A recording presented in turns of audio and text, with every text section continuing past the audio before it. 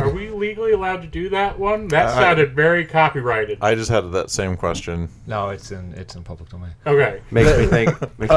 Welcome to RKO Pictures, where having cancer isn't a big deal. Close. RKO. Close as RCA. Ladies and gentlemen, and possibly Superman, it is 3 dudes in a review where there might not always be 3 dudes, but there's always reviews. In this inaugural audio version of 3 Dudes, DCP will be giving their reviews and thoughts on 2025 Superman. I'm here with... Oh, I didn't watch 2025. I watched the 1978 one. Oh. I watched Man of Steel. Oh. I've watched Cody the animated No, Doomsday. Cody, look at me. You watched the Not a Superman and Axel Braun parody. Shut up. Yeah, exactly. The Lois and Engineer scene. Yeah. All right, released on July 11th, 2025, with a budget of $225 million. Its U.S. opening weekend was $125 million and some change, and currently sitting at a worldwide box office of $472,441,578. And some change. I have not seen it, so you guys go. What were your initial thoughts before going in, and spoiler-free reviews and thoughts after seeing it? And then our ranking system is stream it, which is if however you guys want to describe it. If you guys want to see it, get to it. Movie screen it means shell out the cash and actually go to the theater and see it. And then we'll do spoilers, but I'll write the time code down. I will say just from the... And you are who? I am Cody Dietrich. Okay, all right, thank you. And this is my honest-to-God opinion. I am woman. Hear me roar. So just from the trailers and whatnot, I was very excited to see this movie because it just looked so bright. Like, it looked like it wasn't going to be so serious upon itself. It was not going to be dark, grim. Superman, not super sad. Yes. So, like, I was very much excited to see this movie. I was excited the moment I saw the trunks.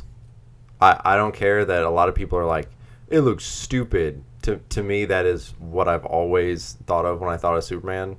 I liked the Henry Cavill Superman outfit, but to me, which nothing against Henry Cavill Superman, it was a dark, gritty universe.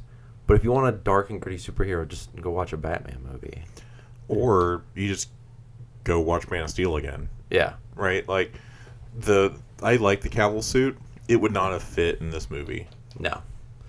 I was super excited that they were clearly like, this is the universe we're going to have, which is a very comic book universe, and then that's what they went with. And that's what it is from the movie. So, watching the trailers, I was super excited for it. I knew I was out of Superman versus Fantastic Four coming out a couple days ago. I knew that I would see Superman more than I would see Fantastic Four. Mm. I saw Superman twice. Yeah, so it gave me hope of a DC universe that I actually want to see. Like, I legit have been I am so behind on the Snyderverse that it's not even funny. And it's one of those things that kept going at it and you knew it was going to die. The good news about being behind on Snyderverse is you can catch up because it's dead. It's not going away. Yeah. You're racing against someone who's no longer racing. Yeah. Well, it was just, and it seems like they're not gonna like just churn them out and just like, you know, I mean, we're getting Supergirl next year, so it seems like they theoretically have an idea of where they want everything to go. So that's.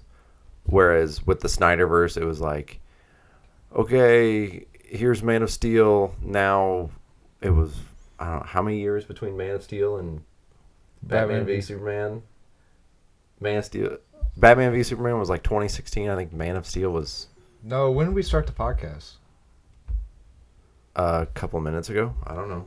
What time are we at, Keep Cody? talking. I will look it up. But it seems like they have like a plan as to where they're going, as opposed to the Snyderverse, which was just kind of like you were waiting and waiting and waiting for something else to go. 2013, Man of Steel.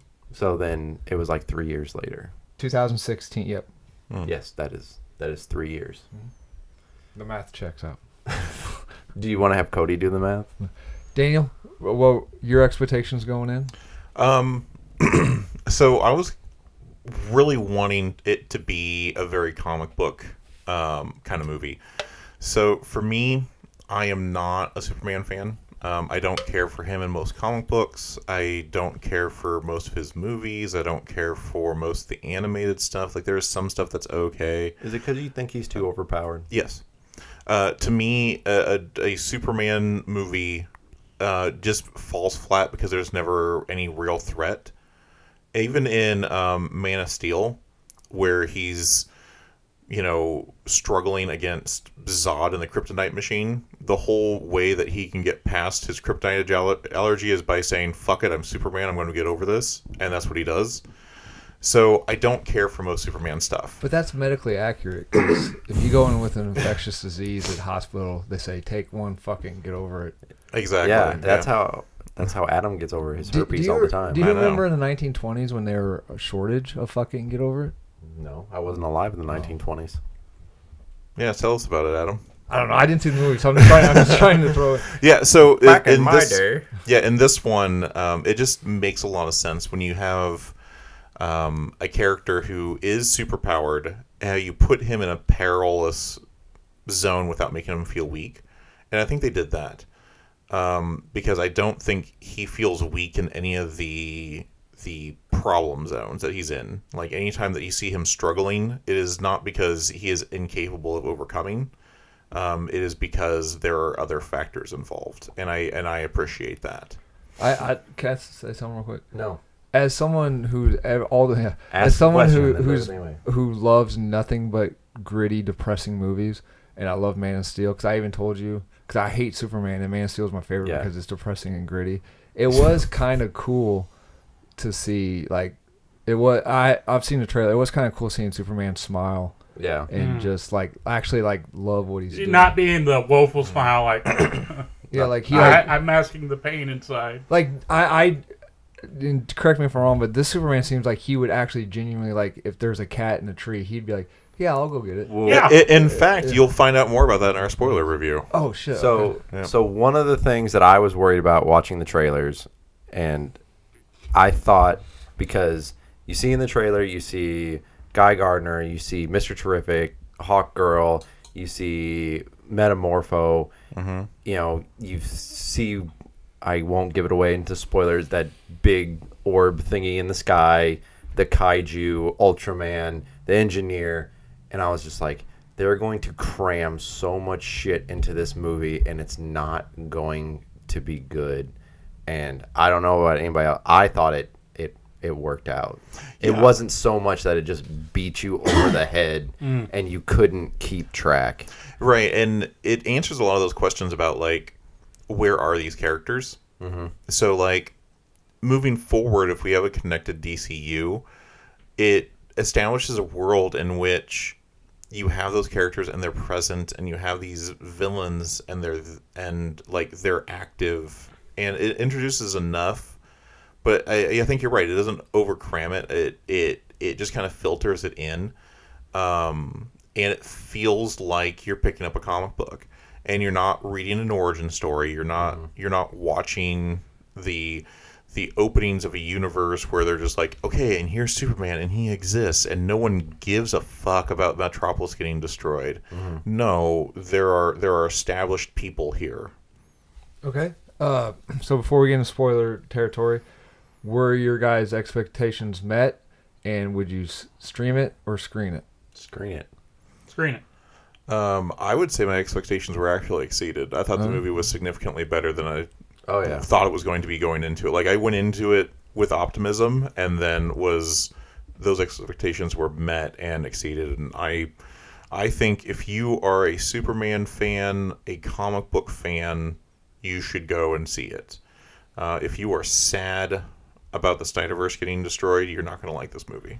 Yeah, so I can. Other people I've talked to outside this group, I've heard that opinion a lot. Yeah, but if you're a comic book fan, if you are a Superman fan, if you're a superhero fan, this is exactly what you want this movie to be. Where do you rank and I'll put David Cornsweet as live action Superman. That was one of my questions. There you go. Where do you rank David Cornsweet as live action Superman? We'll do Reeves, Cavill, and then Cornsweet. So top those three.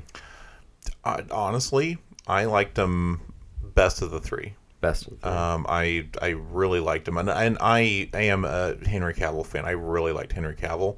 Henry Cavill was a fine Superman, but really, in my opinion, couldn't do Clark Kent. Yeah. And what is his name? Cornsweet? Yeah. Cornsweet could do both very well. And I, admittedly, when the trailers came out, I was very unsure of him. I wasn't 100% confident. And then when the movie came out, I was pleasantly pleased. Cody? I will say, for Superman, it's still Cavill.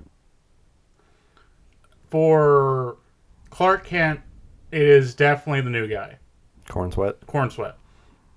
Like, but Reeves still has that classic, like, it's one of those things, he's like the benchmark for it, though, right? Mm-hmm. And it's like one of the things, I don't want to not do him justice, but at the same time, he's kind of so dated at this point. Like, he's a past generation that probably shouldn't even be considered. I would say Reeves is my number one, just for nostalgia purposes. First Superman I saw, and then I would say Cornsweet just because he is what I see a comic book Superman as, you know, the big blue Boy Scout, and I liked Henry Cavill, and I think he did a good job, and he fit that world the way that it was designed. Yeah, absolutely. But I don't want to see a sad Superman. Yeah, and this is no disparaging for Henry Cavill. I think he's a fantastic actor. I think he did a great job with what he had.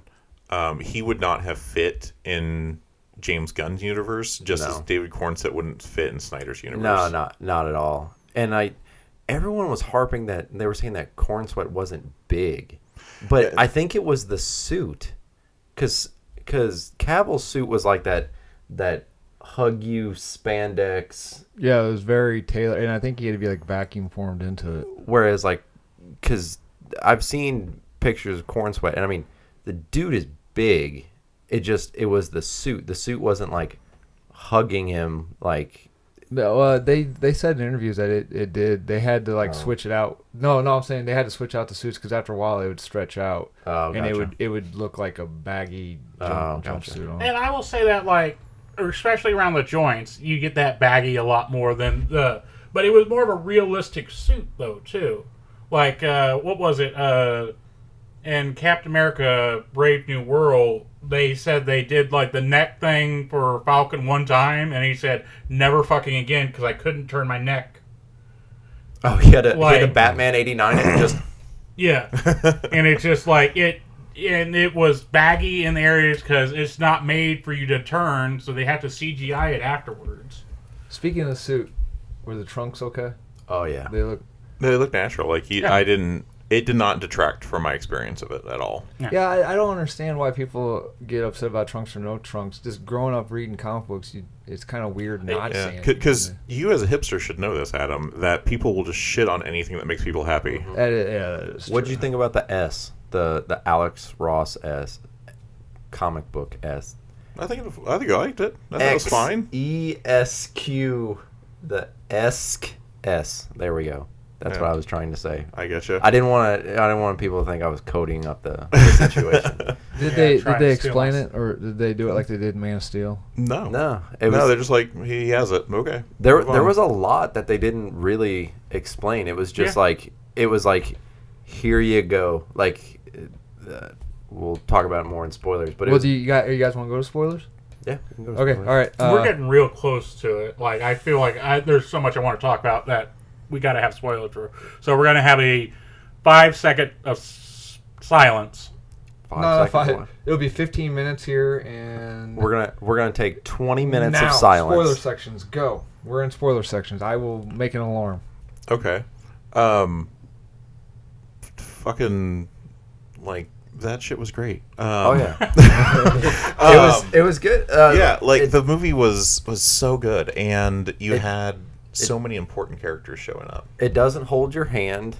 I like the way that it started out.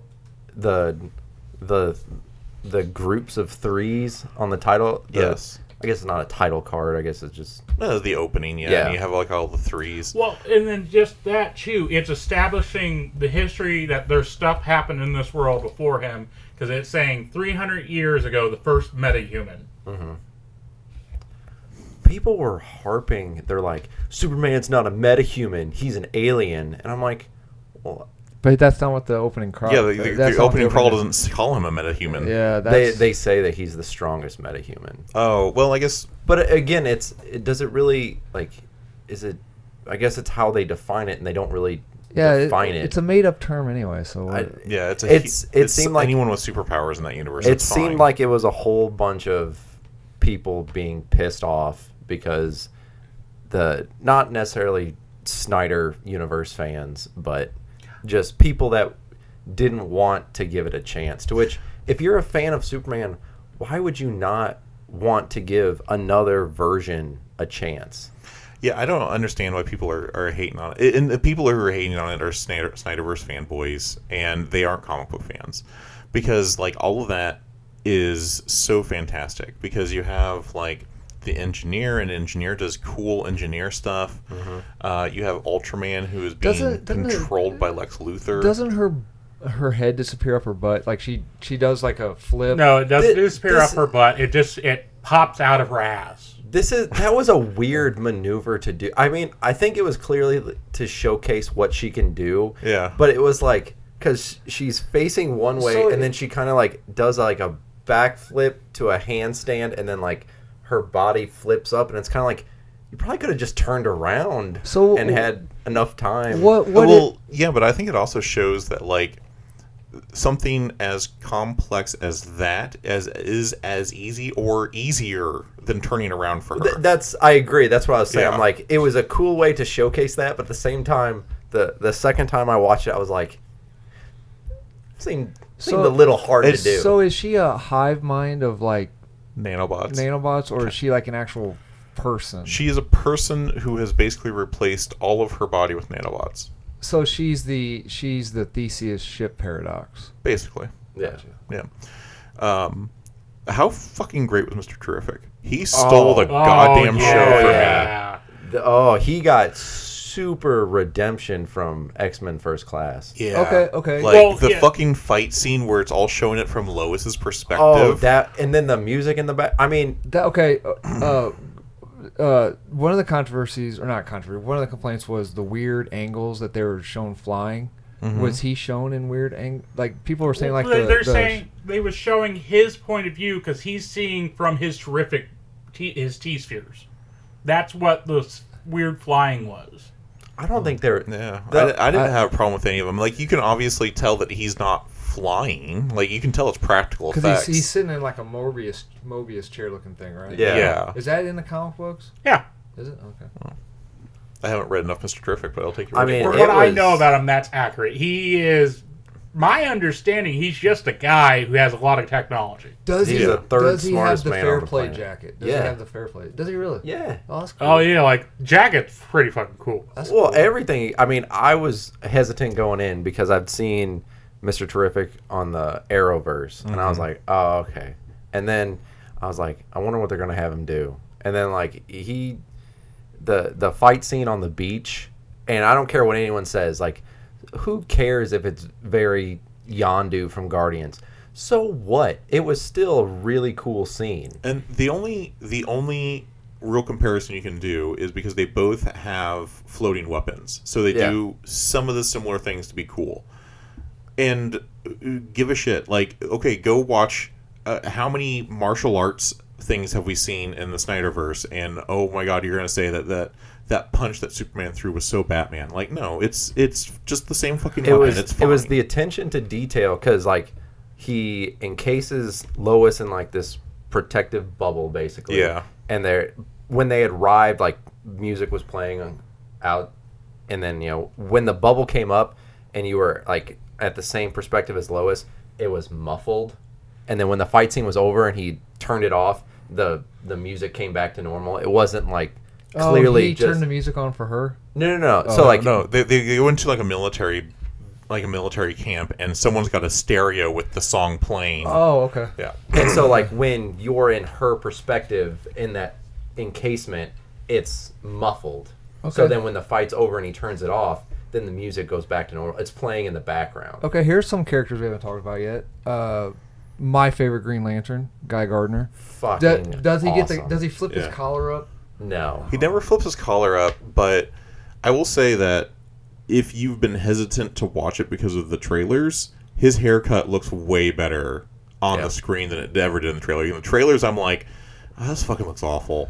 And then like we get into the actual movie, and it looks fine.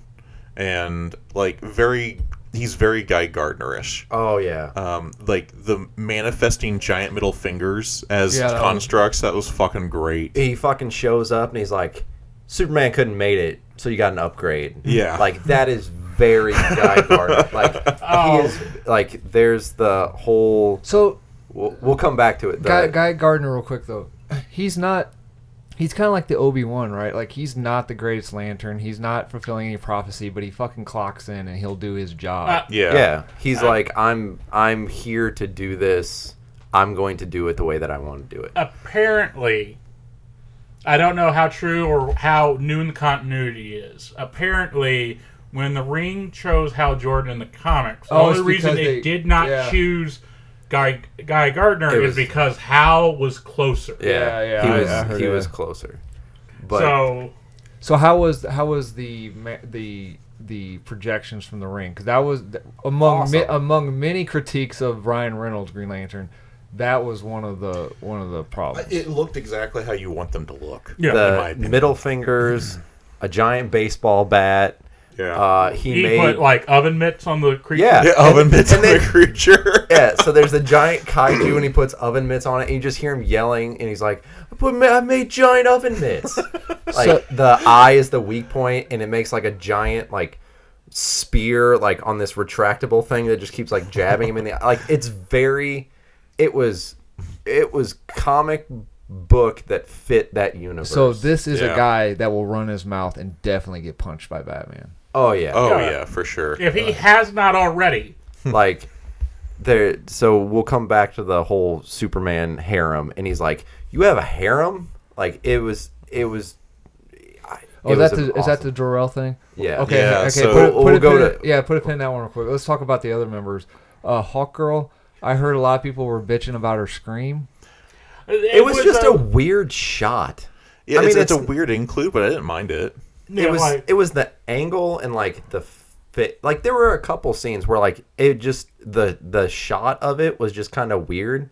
But at the same time, if I was reading a comic book and it was a Hawk and Hawkgirl was in it, I could see that as part of the panel on the page. Yeah. Is it Shira?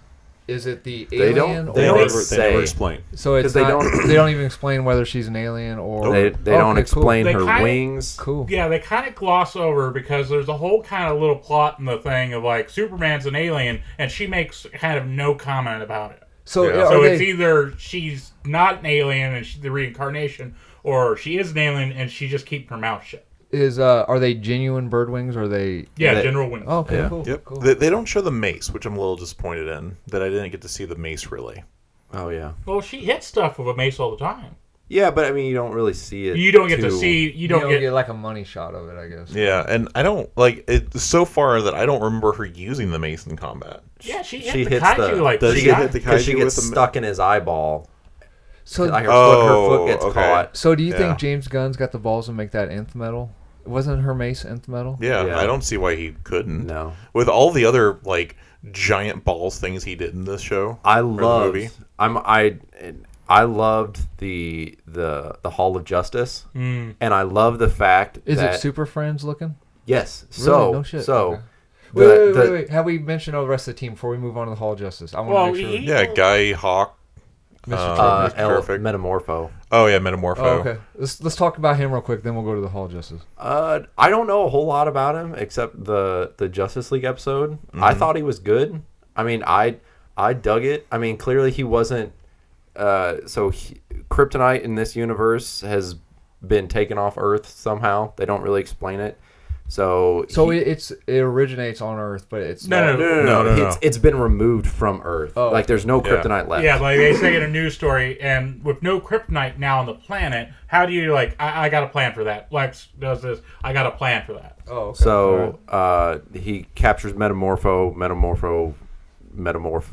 into kryptonite, and I mean clearly he's not an idiot because he's like, all right, this isn't helping.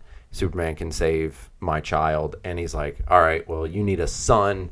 This is what I'm going to do, and he basically creates like a miniature sun. Yeah, and I really like the way that scene is shot because it's like, oh, I need sunlight to heal, and Metamorph was like, oh, I can't create sunlight.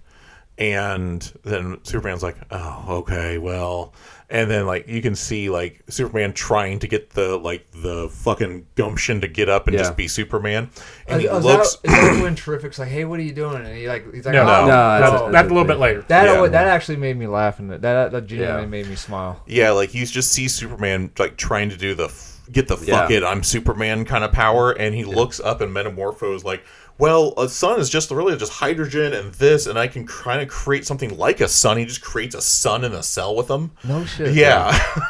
He makes that fucking giant hammer and destroys that tank. Yeah. I mean, he's really good. And he's cool. Is he the one that's multiple colors? Yeah. Yeah. Oh, okay. Is he multiple colors in the movie? Yeah. It is plucked right from the pages I of a Superman genuinely book. don't like James Gunn. I think it's.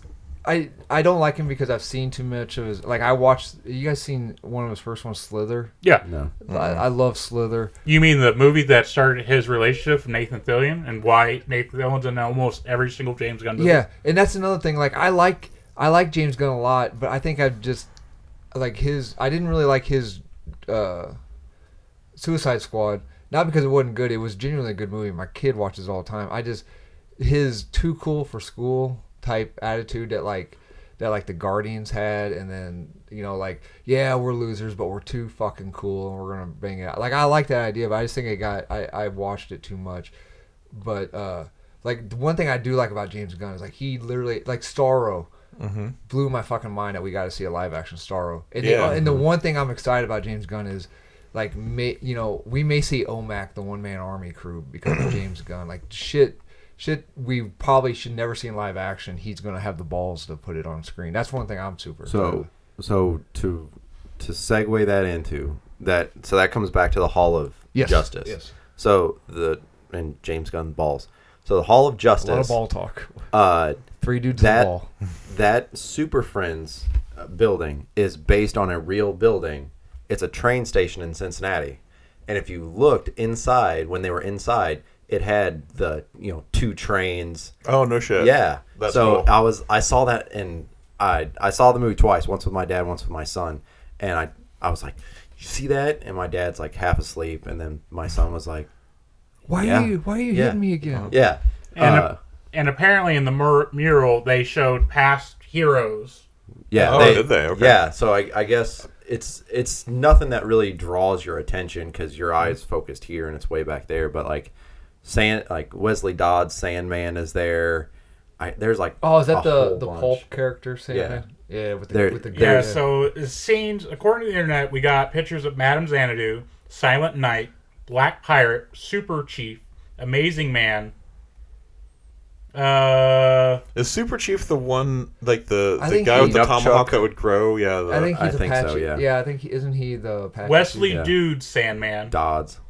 Commander Steel, Zatara. Wait, did you say Amazing Man?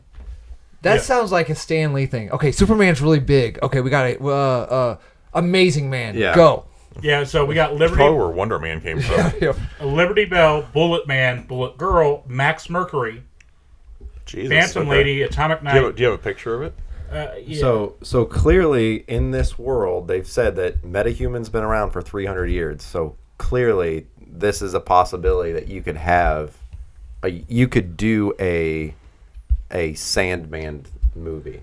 But And I think but Wesley Dodd wasn't metahuman. He was just like the Shadow. He was like the Spider, the Shadow. He just That's cool. But didn't they change that because he has something from Neil Gaiman's Sandman. Yeah, you're right. That gave him some kind of ability. But what I'm saying is, like, you have these heroes that you could very well go back and see. And I think if someone has the balls to be like, hey, let's do a 1930s Sandman movie, or let's do this, like, I mean, he put Polka Dot Man in the Suicide Which Squad. I genuinely like. I did not think that was going to work, but I liked it. Plus Calendar Man and I guess another guy who could tear cards from his skin or something were the ones making fun of Polka Dot Man. Yeah. I mean, I'm trying to think of what else to talk about. Lex Luthor. Yeah, it's good. When we switch to villains, Okay. there's a cameo villain that I am so surprised that no one is talking about. It's the White Martian. That's No what one's I was fucking wondering. talking about the White Martian. Mr. Handsome? Yes. Because The guy who's the ferryman. Yeah. Yeah. So Martian Manhunter is going to be in this universe. That was Gotta a be. White Martian? It's got to be. That's what I was saying. It looks exactly like the White Martians from. That's They never talk about it, but I'm like, that's a fucking White Martian. That's got to be. How does he reveal it? okay. All right. So well, hold on. Do we want to talk about Lois Lane or anybody else? I liked Lois and Jimmy. I thought that was very much they a make Lois Lane. Did they give Lois Lane things to do? Because They even gave yeah. Lois and Jimmy. Jimmy is the reason they was able to beat Lex. They made Jimmy the Ultra Stud. Which I don't know if I like that, because Jimmy Olsen's a nerd, but he's the guy who's always got your back. He's like, I may get fucked up in this fight, man, but I got you. Let's do this. Lois Lane she's not just the damsel in distress. Well, she hasn't been a damsel in distress for a long. She was like she's kind of I'm saying, like comic the. book Lois Lane. Oh, But I thought she was amazing Lois Lane. Like, I liked Amy Adams, but she didn't really have anything to do. Yeah, here's a side by side. Lois Lane, she helps find. She gets in the bathtub. That's with got to Henry be a Cavill. White Martian. She flies the T-craft. She does a whole bunch of stuff. She's the one that breaks the story. Like, she does actual, like, reporting. Yeah, and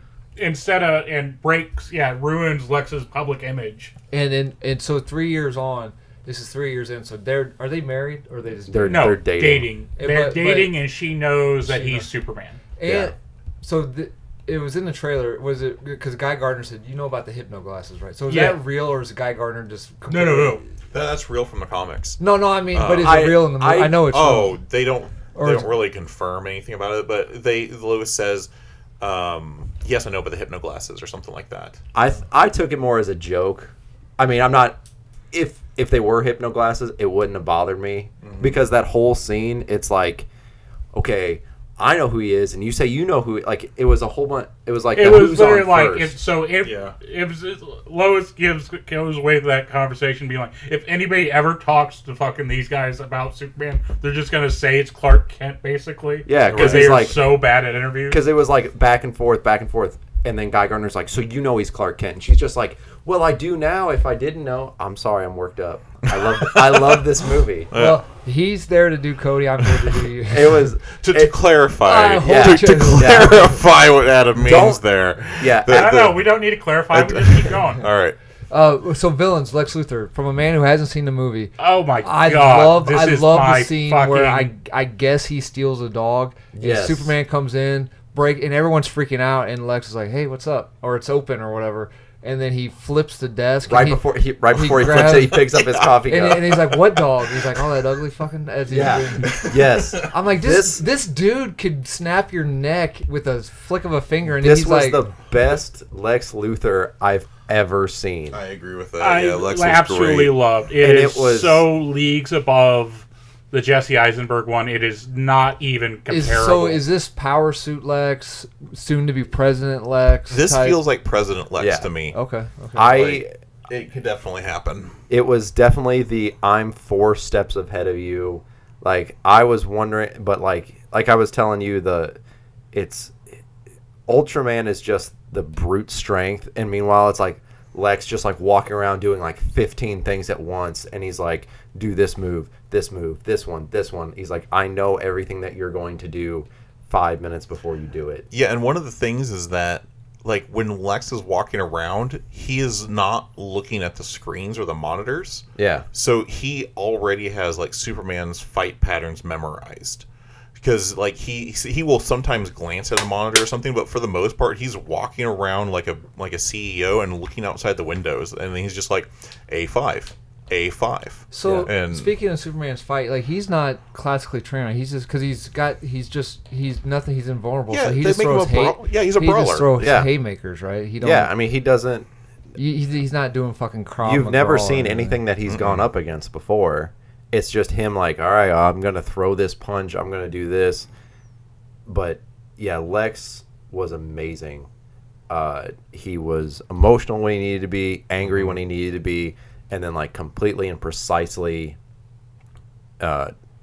cool-headed when he needed to be. Yeah. And for me, what I think is what they did right with the villains is it goes back to my Superman's too powerful kind of idea. That very rarely do you feel like Superman's in peril in this movie. But he struggles because there are other factors, right? So, like, he struggles against the kaiju because he's trying to save people and property. He's not just like, fuck it can fall into this hopefully empty building. It is, okay, this building could be empty. It might not be empty. I'm going to keep him from destroying the city as well as the people. And he's, like, trying to keep him from falling onto, the different things. And then when we get to the cat in the tree, that kaiju is going to fall on a squirrel. Oh, he saves the squirrel. And he saves the squirrel. And then the plot twist is it's the squirrel Green Lantern. Hopefully that is Chip, But yeah, it was that. It was the... And I like that. Doesn't he save a dog from being smashed, too? Yeah, the dog won't move, so he blows freeze breath the dog away. There was one cartoony scene after that where he gets smashed into the ground and he kind of like Bugs Bunny Bugs Bunny's through the ground. Yeah, but see, it was okay because it's like, all right, clearly this is that type of universe. Like, right. It didn't take me out of it. It was like, all right, like this is a comic book on screen. Yeah. So when was the hey, we got stuff to do? He's like, I'm doing towards the end. He's like, I'm doing important stuff. Like that made me laugh. Ultraman are fighting, and he finally defeats Ultraman in this badass fight. So there's Lex. So Lex creates a separate dimension to which I thought those were boom tubes. I thought so too. Yeah. So it's like a dimensional gate, and when you go through it, it kind of does like that boom. Do they sound. leave enough untold about them that maybe they are boom tubes down the line? They could be. They say that it's really dangerous tech, and that all of them are kind of like jalopies. Like when they kick on, they're like shaking, like they're not supposed to be running. So you could see where maybe it's like salvaged boom tube technology or like repurposed boom tube technology or something along those lines. Like, but also Mr. Terrific says this is the exact kind of unstable science that... This is why you don't fucking make a pocket dimension. Like, Mr. Terrific was probably one of... Like, and I was really wondering, I'm like, oh, is this going to be a good part of the movie? But he was probably one of the best. I'm not going to lie. I was apprehension. I had apprehension when one of the characters in your movie is going to have a giant T on his face. Yeah, that looked fine. And it looked better than I thought it was going to look. And he badass. In the comic book, what is that? Is that a tattoo? It's basically almost like a tattoo. Yeah. It's like a mask type thing that like if a security camera sees him, and like it scrambles the security camera. It's a hypno T, basically. Yeah. So we've been praising this movie a lot. I will throw a couple critiques out there. Yeah, let's throw some of the things you didn't like. Let's do that. That's a good idea. Crypto really overstays his welcome. Yeah. He does a whole bunch in that movie. Yeah. Crypto, like, I could have done 90% of that movie without Crypto and been fine with it. I did not care for the dog. I did not care for most of the dog scenes. I get the joke that he's the comic relief character, but he did a little too much for me. I almost would have preferred that they just cut all of the Crypto scenes out until the very end when he whistles and Crypto comes saves the day. That would have been far more epic, in my opinion. I've got to say, not as bad as that, but I could definitely say removing 40%. Because you still need to have reason why Superman's mad at Lex. You still need the, oh yeah, that dog you haven't seen the entire movie, Lex stole it. So I think you still need some of those scenes to give those But emotional scenes. Krypto did give me one of my favorite lines of the movie, and it's where Whoa. it's where he's talking to Lois, and he's like, "I gotta go find that dog," and she's like, he says something, he's like, "Yeah, he's not even a good dog," like, but he's just like, but he's alone and he's scared. And it's like a very Superman thing. But it's of like all that's true. But of all the dogs, like he's alone, but he'll be all right. I mean, there ain't no- but it was But just he wasn't, yeah. yeah. But it's just like that's a it's like you know, I don't care. You know, he doesn't listen, doesn't do what he's told. He destroys the fortress. To which one of the very first lines Superman says is very Superman 2. Instead of saying "what the hell," he's like, "What the hey, dude?" Yeah. I'm like he's like 2 seconds away from saying like "good golly." Like it's probably one of my favorite Superman. But what else? Well, and it also makes sense, too, because you also, if we're going to do super spoilers, and end credit scene, we find out that Krypto's not even his dog. It's his cousin's dog. And he was watching him while she was out partying. Yeah. Which makes me a little nervous that Krypto's going to have a big part in the Supergirl movie, and I really hope he doesn't. Yeah, I didn't like the Supergirl scene at first, and then they're like, "Oh, it's basically ripped from Woman of Tomorrow." And I was like, "Oh, okay, now it makes sense." Because she like crashes into the Fortress of Solitude. You find out that she goes and drinks on red sun planets. And I was like, oh, okay, so they made her a party girl. And then I read more about the Woman of Tomorrow comic book, and it's like, no, you have to realize, like, she watched everything she had be completely destroyed. She's drinking to try and forget all of these horrible things. Yeah, it's trauma response. Yeah. Yeah. And So- it's also like, from my understanding, she's used to a much higher level of technology. She thinks this is a very primitive world. Well, and she didn't have anyone. You know, Superman had Ma and Pa Kent, to which, excellent Ma and Pa Kent. Oh, I yeah. The love people them. who bitch about Ma and Pa Kent don't know Ma and Pa Kent from the comics. That was fucking perfect. It was very much like there's a scene where they have the phone and they're like 2 inches away from the phone talking to him. Like it was hilarious. what do you guys think of the casting of Supergirl? I liked it. I think it looked fine. Because supposedly they called out James Gunn because supposedly Sydney Sweeney casted it and they said no, and they're like, oh, they must be saving her for Power Girl, and like James Gunn won't answer because Power Girl's got Sydney Sweeney's got big old boobies and Power Girl's Yes, got we all know about Sydney. yeah. The Power Girl window. We all know about the Power Girl so, window, yeah. And James Gunn won't answer or respond to that, so maybe. Yeah, but Well, because I but don't think Power he wants Girl to is say supposed yes or no because he doesn't know what he's doing with it yet. Well, usually he has some And comment about it. And that's will actually be another thing. They don't promise anything with this movie.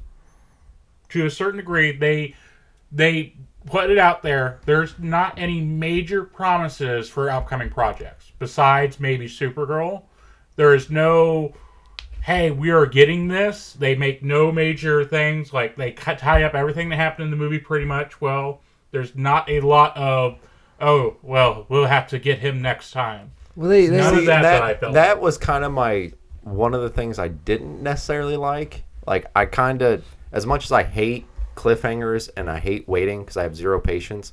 Like I stayed for the end credit scene, and the end credit scene wasn't anything worth staying for. Oh, no. You see, I disagree with that. The Mr. Terrific thing? Yes, I disagree. See? What was that? Because it's metaphor. So what happens is there is a negative zone rift that starts ripping Metropolis apart, right? So they break the machine, and when the rift goes away, the world reforms, right? So at the end credits scene, Mr. Terrific and Superman are standing by a building looking at it, and the seams are like this, and they didn't quite line up right. And Superman points it out. He goes, oh, they didn't reform quite right, or whatever he says. And Mr. Terrific's like, I did the best I could. It was a dimensional rift. and then like they just kind of walk off, right? Yeah. So that's your end credit scene, and everyone's pissed off about it because it doesn't do anything. And I disagree. No, I wasn't pissed off. Yeah. It was one of those things where like I said, I hate cliffhangers, but I kind of like wanted there to be. You said it was a metaphor. If it was a post credits, wouldn't it be a meta after? Yeah, I think it's a metaphor, right? I can see that. Because you have Ultraman gets sucked through the black hole. That's how he dies. He doesn't get killed. He gets sucked into a black hole, which in comic books, black holes are just wormholes. Yeah, black holes don't kill anybody. He'll probably come back as Bizarro. That, or he got sucked to Earth 3. No, that's true. And that's where Ultraman... Ooh, I didn't even think about that. Yeah, that's where Ultraman now forms the crime society, right? But to me, that is... When the world came back together, it didn't come back together perfect. It's off just by a scotch, just that little bit. And that's going to be the crux or like the explainer for all of the weird shit that's going to happen at the start of the universe. Because the first 3 years wasn't deemed important enough to make a movie about, right? Here we see when the world reforms, and that's not quite, those bricks aren't lining up. Now we've got a world where things didn't quite line up properly from this healing. And to me, that is going to be this is why we're getting DC movies moving forward now, because now shit's interesting because of this stuff. So to me, like, it's not a wasted scene. To me, it's all a metaphor for what could be in the future, because things aren't coming back right. Now, what did you think of the comedy in it? Do you think there was too much comedy? No, I felt the comedy was just about right. The parts that I detract from are Crypto overstays his welcome. Crypto will find a joke and then beat that joke till it's not funny anymore. And see, that's what I hated at the climax when Superman gives his, I'm as human as anyone else speech, and then Lex is getting ready to come back, and then they do the Crypto grabs Lex and like whips him around the room and slams him down. I'm like, you've completely undercut the entire thing, in my opinion. Well, yeah, I didn't care for Crypto doing the Loki to him. Yeah. Well, let me try and explain that away, maybe to a degree. My understanding why that had to happen is you have that molecule instance where Lex maybe realizes that minuscule, is that what the word you were going? Yeah, minuscule, monoscule, because he puts his monocle on. Minuscule second where Lex in his mind is actually hearing what Superman's saying, and then it's immediately thrown out because his superpowered dog beat the shit out of him. But he wasn't hearing him, though. Like, he was getting ready to fire back. I think it would have been better if the people in the ship would have heard what he said and then kind of turned on, because my God, those were some evil fuckers in that. They were dedicated. Oh my God. Lex is paying them well. I will agree with that. They was either really on board, getting paid super well. What saved it for me was the one scientist like, dude, we are going to rip the world to fucking half. Fucking stop, please. I swear, Cody, I love you so much, but please stop. I legit cannot hear it. He's getting excited. That was his dick. What'd you think of the super intelligent monkeys? That was funny. That wasn't a metaphor. They were actually monkeys. Yeah. So they're traveling through this pocket dimension, and there's just walls and walls of monkeys typing, and they're like hashtag Superman sucks, hashtag super shit. Yeah. Like they're in charge of like all this Superman bashing on social media. Yeah. Oh, I thought it was everyone said that. I thought it was like they just meant like no, like they no, it's a real thing. Yeah, they go legit off the wall with shit like that. Oh yeah, it was hilarious. Yeah, instead of just putting Crypto in like to sleep with like some super drug, no, he puts Crypto in a simulation where he's chasing flying squirrels, super squirrels, to keep him occupied, because that's how he's containing him. What'd you think of the Fortress? The Fortress looked great. Yeah. And the Superman robots were cool. I liked that they had personalities. And I loved Alan Tudyk's 4. Yeah, and I kind of liked that, like, like they have that kind of self-awareness, and Superman kind of looks down on him almost, like hey, Superman, robots, blah blah blah, and then 4 is like, maybe one day I will have a name. And 4's kind of name, yeah. So is Gary. Like it's like just dry comedy. Like he's like, I thought you were supposed to be watching the dog. Yeah, well, he also realized that in our heart of hearts, we couldn't care less if he lives or dies. Like it was stuff like that, like the comedy like that it was funny, but it didn't beat you over the head. And real quick before we go. Last thing. Okay. What'd you think of the fourth dimensional imp?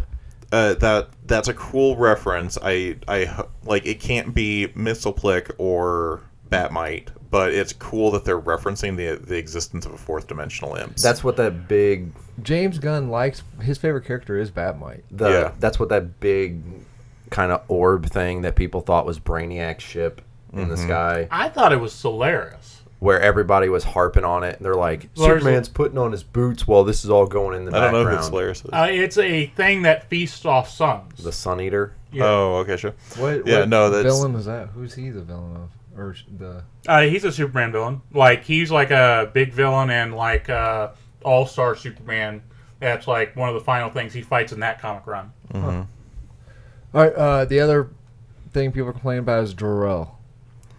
Ooh, yeah. And I kind of understand that, but that's not new. Like, there are comic book continuities where they send Superman to be a warrior, and Superman's like, nah, fuck that. And this is kind of the thing. And, like, they completely undercut the entire idea of, like, nurture versus nature, right? Like, Jor-El sends Superman here to rule and conquer, and then Superman goes, nah, fuck that, I don't want to do that. And people are undercutting that idea. They go, oh, well, you just ruin Superman by making Jor-El blah, blah, blah, blah, blah. And I'm like, no, you don't. You actually, to me, reinforce that. Because Superman, through the last 3 years, have felt that, like, Jor-El's comments were like, this is why I do what I do, right? Jor-El sent me here to be a protector, and then when he finds out, no, Jor-El sent you here to rule them, to repopulate our species. Superman was like, oh, like, that makes him more Superman, because he goes, no, I'm not doing that.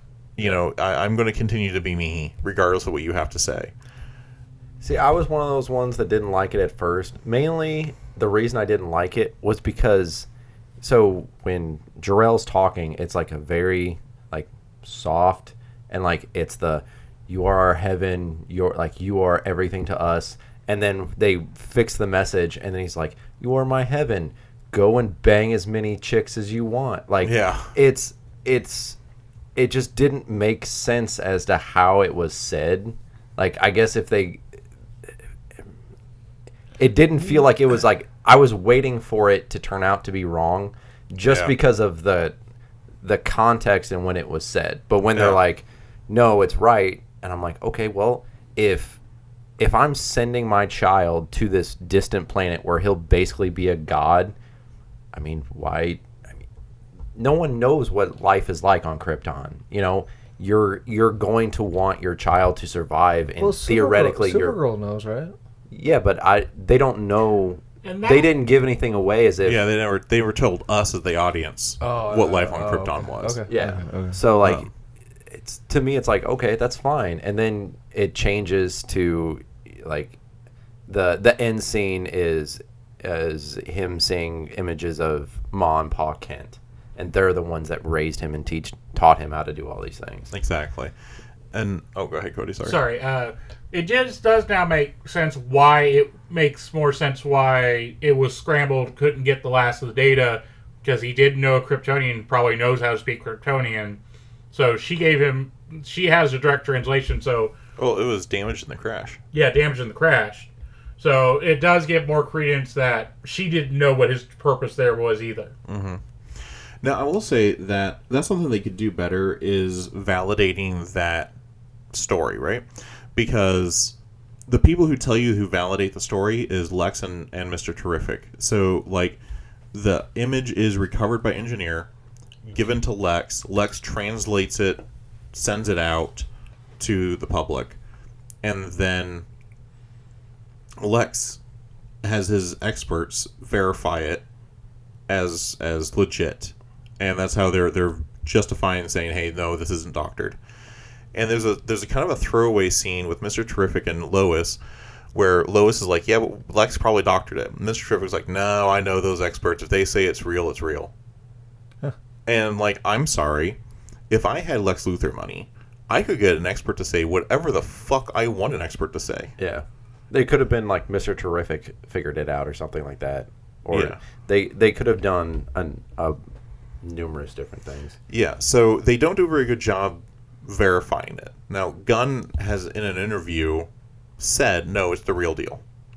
And I disagree with him, but he's like, I couldn't have done anything more to say it was verified. Yes, you fucking could have. That was you did a real bad job showing that this was legit in that movie. Because it leaves a lot of ambiguity in like the process and like the way that it got verified. So I think he could have done better showing it, but it would have detracted from the movie. Mm-hmm. So they don't do a very good job confirming that it's actually Jor-El who says that. But other than that, I think it's a fine choice. You don't watch or read Superman for Jor-El.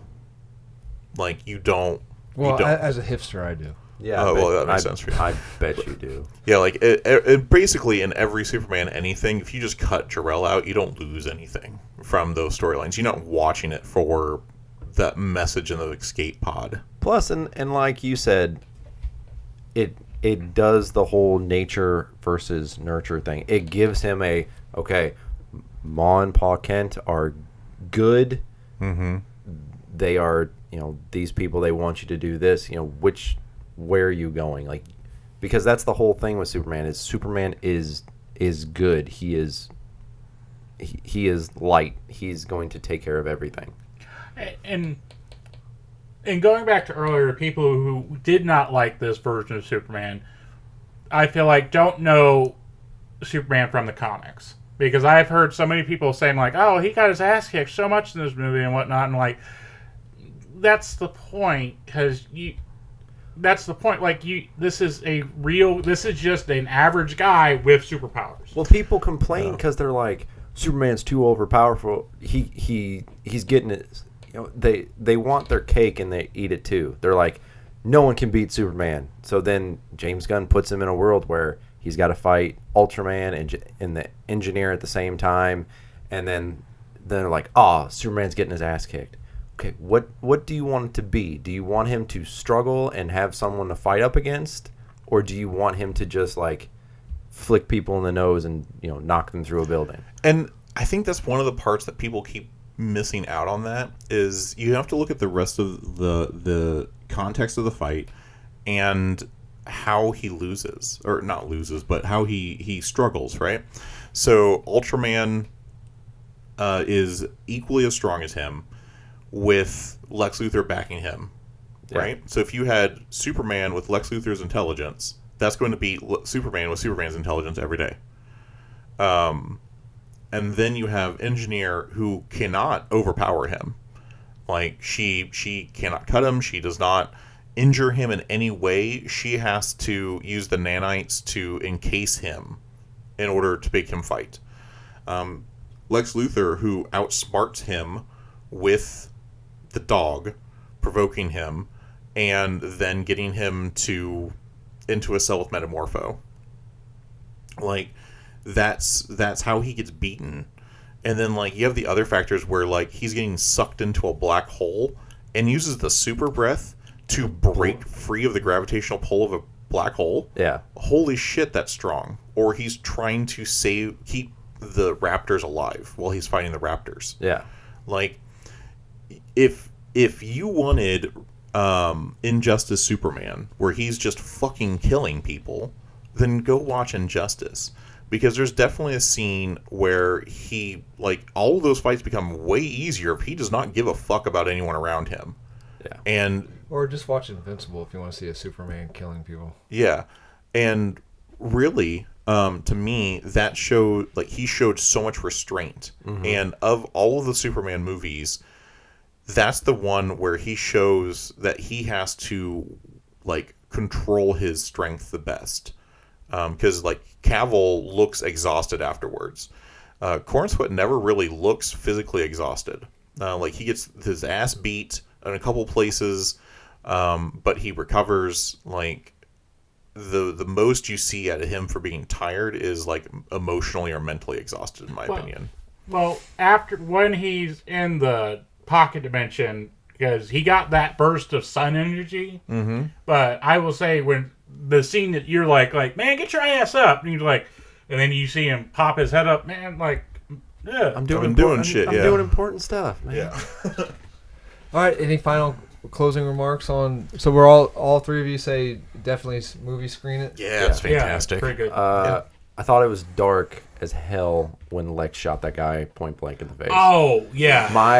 My son turned to me and he goes, "Why do you make me watch violent things?" And I'm like, "That's the one thing that's violent in this movie." You should be like, go over to Uncle Adam's house. Yeah. He'll show you some violent movies. I liked that the level of ruthlessness Lex has. and maybe I'm the only one that thought of this, but so the whole point is that there's a lot of people are like, it's the same thing. Lex Luthor is trying to get land to create this country where he's this, tech messiah, blah, blah, blah. But he says it in the movie. He's like, I didn't start this to get land. Mm-hmm. I started this so that I could kill you. Exactly. So I could have a justified reason for killing you. I'm trying to protect you from Daniel. I'm trying to save you. But yes, that was the part that made me laugh, is because again, everyone's like, it's just another stupid Lex Luthor land deal. And I'm like, no, you missed the whole point. The land deal is a red herring. Well, I wouldn't call it a red herring, but it's not the point. Because to me, that is Lex being opportunist Lex from the comics perfectly. And it's like, I did this to kill you. If I can get some money and some land out of it too, awesome. Yeah. But I don't really give a shit about that. That is very Lex Luthor-y to me. I had this opportunity to get it, and I'm going to take that opportunity, because why not? Cody? I will say the level of ruthlessness Lex has in this movie, and just the absolute hatred, and showing how much it's not just because it's mostly he hates Superman to a level because he is so vain in this that he feels he's supposed to be the most important person on the planet. And just the mere presence enrages him to a point where nobody can shine while you are here. Huh. Well, I hated it. Okay. Yeah, I bet you did. Yeah, you will absolutely hate it. The movie is amazing. Yeah, fantastic. Yeah. If you are a Superman fan, if you're a comic book fan, you should go see Superman. If you are a Snyderverse fanboy, you're not going to like it. It's emotional when it needs to be. Yeah. It's funny when it needs to be. Is it a perfect movie? No, but it's amazing. Easily the best Superman movie ever made, in my opinion. Yeah, I agree. And I will say this. Will you? I will say this. I would have laughed my ass off if Cody would have just said this and then just got up and walked out of the room. Didn't say anything. Well, because it also had the issues that one of the main issues that is part of this movie is Superman the one to decide to help this country not be attacked by this other country? And that's the main friction between him and Lois is what kind of gives you the right to decide to do this for other people. And that's fair. I do enjoy that they added that kind of politicalness to it. Yeah, where he's like, I'm not acting on behalf of anyone. I'm doing this because I can. Yeah. I'm Superman. This is what I do. I save people's lives. And because they made it kind of a gray area, because I can't. It's J. I can't pronounce the name of the country. The one's Baravia, the other one I can't pronounce. But it's like they're like, that country's no better than what you saved. You're just keeping them from one tyrant to another. And he's like, it doesn't matter. That doesn't give them the right to go over there and kill them. And it was it was good. Like I said, like another complaint. They're like, Superman's way too emotional. I'm like, why wouldn't he be? Yeah.